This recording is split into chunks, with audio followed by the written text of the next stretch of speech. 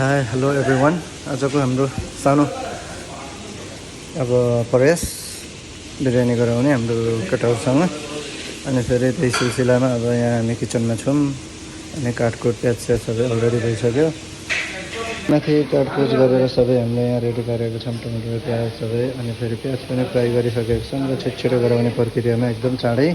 अनि फेरि मैले अर्कोतिर चाहिँ यस्तो चिकनलाई नर्मली होइन मेरिनेट गरेर मसला अहिले पछि म गराउँछु, आफ्नो डिजाइनमा सस गराउँछु र मेरिनेट गरेर एकदम लो फ्लेममा मैले चिकन फ्राई गर्दैछु यहाँ।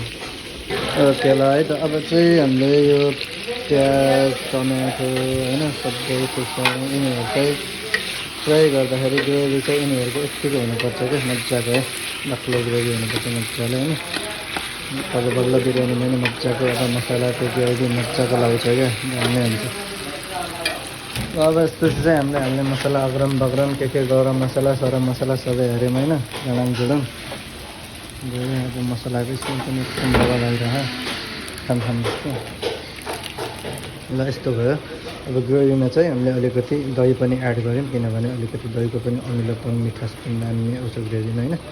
त्यही भएर ग्रेभी चिकन पनि हालेर हामीले लगभग अलमोस्ट पाकिसक्यो।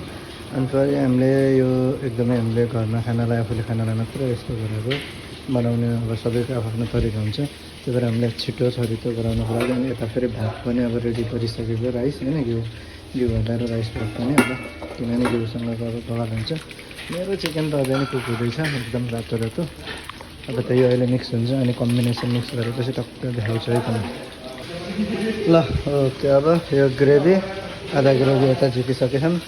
अब आधा ग्रेभीमाथि हामीले राइस हाल्छौँ सोलेर, आधा राइस। अनि फेरि राइसको माथि ग्रेभी, अनि फेरि त्यो ग्रेभीको माथि राइस, त्यसरी यस्तो खप्टाइ राख्छौँ ल।